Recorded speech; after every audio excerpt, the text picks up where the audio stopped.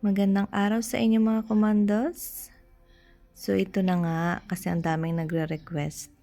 Gawa tayo ng video tutorial kung paano nga ba bumili ng tala sa Facebook website. At saka kung saan napupunta yung mga earnings nyo sa tala, which is nagugulat kayo bakit lumiliit, kumukonti. Kasi nga marami kayong naghahati-hati dyan. So, pakita ko muna sa iyo yung breakdown kung saan napupunta yung mga earnings nyo. Kahati nyo dyan yung Google Play Store, tsaka yung Apple Store. Kasi doon kayo nagda-download ng Facebook app nyo. So, ito. Tinatamad nga ako mag-tutorial. Wait lang. Ito, buksan ko yung Facebook ko. Then, dito tayo.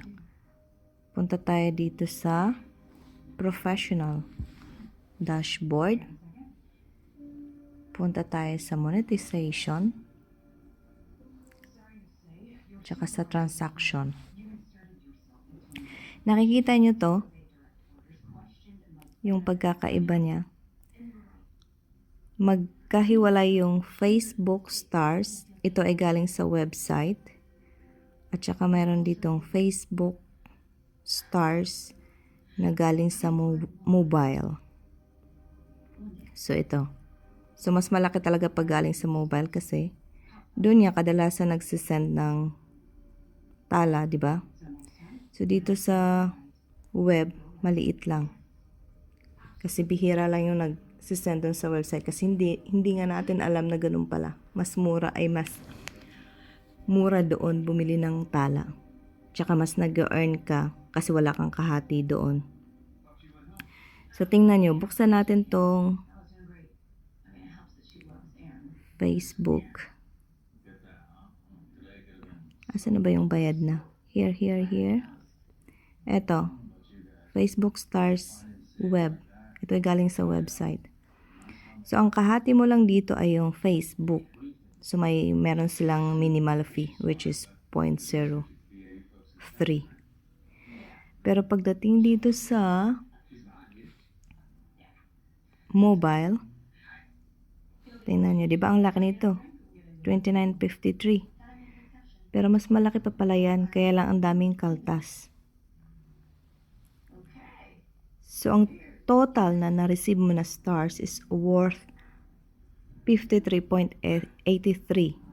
Pinaghati-hatian niya ng Facebook fees, which is 7.73.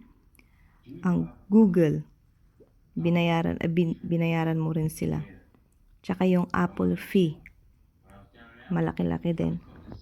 So, ang napunta na lang sa'yo is 29.53. Which is parang kalahati na nung sinahod mo, ay ng revenue mo. Which is okay lang. Kaya lang sayang pa rin, di ba? Okay, then next naman tayo. Okay, punta naman tayo kung paano kayo bumili ng tala sa website. Pero pakita ko muna sa inyo kung anong difference dito sa Facebook app. Pag Facebook app yung gamitin nyo, punta na lang tayo sa wall ko. So, ito nga. For example, dito.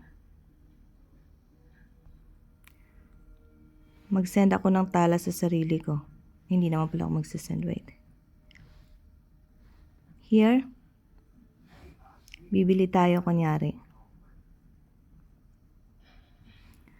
So, ang 6,400 na stars is worth 5,990.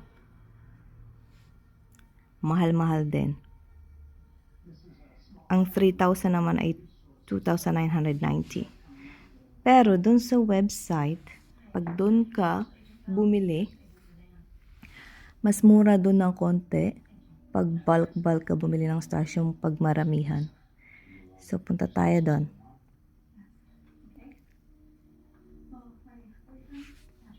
Saan ka ba makakahanap ng Facebook website? Siyempre, pupunta ka dun sa Google Chrome mo or Safari kung Apple ang gamit mo. Ito yung pinaka Google Chrome ko or browser. the Safari.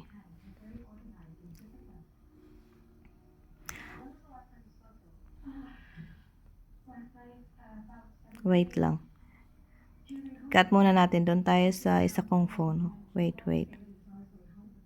So, ito na yung karugtong sa video ko. So, punta tayo sa browser.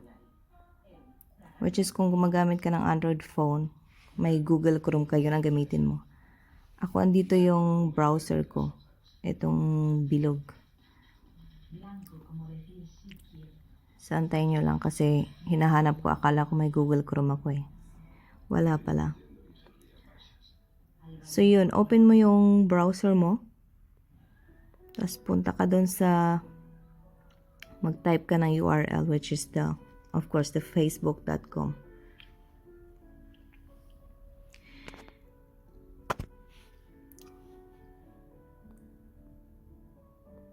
Naantok ako ah. Yun. So, pag lumabas na yung face, mag-login ka dyan. Ako naka-automatic login kasi ako eh. So, mag-login ka, punta ka sa wall mo. Bumili ka ng stars. Kung may star icon ka na. Nasaan na ba ako? Naligaw na ako ah. And make sure also naka-desktop site ka pala. Kasi pag hindi siya naka-desktop site, hindi ata lumalabas yung star icon.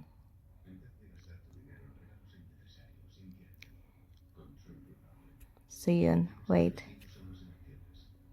Binagalan ko kasi tong pag kasi kanina ang bilis-bilis. Hindi mahabol ng aking pagsasalita. Okay, so dyan makikita nyo yung star icon na, di ba? Wait nyo lang. Ang gulo ni Kapitana mag-video eh. Then okay, there you go.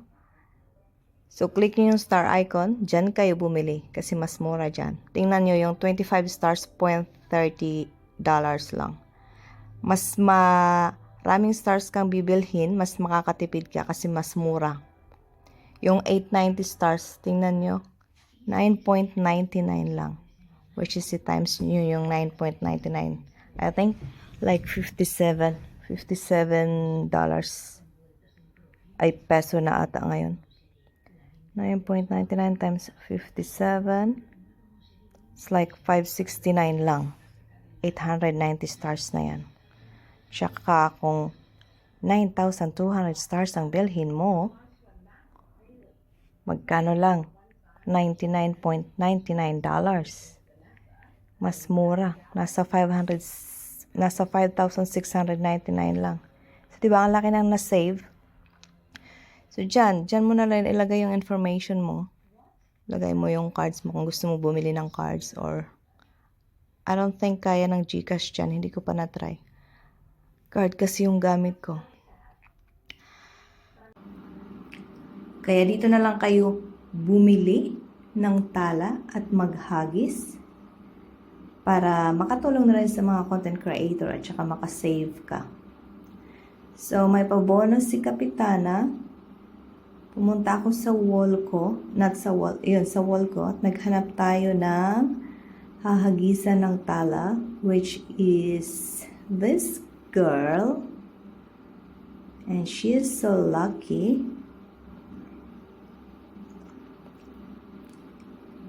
Hinagisan natin siya ng tala. So, it's a surprise for her paggising niya bukas.